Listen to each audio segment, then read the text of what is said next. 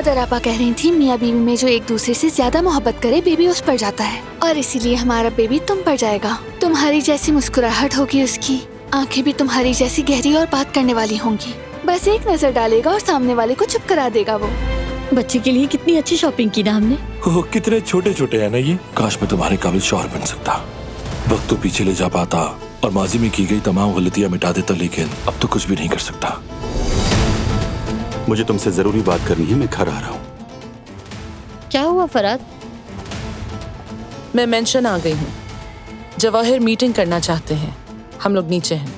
मैंने इस पर बहुत पैसा लगाया है, आप आसानी से पीछे नहीं हट सकते।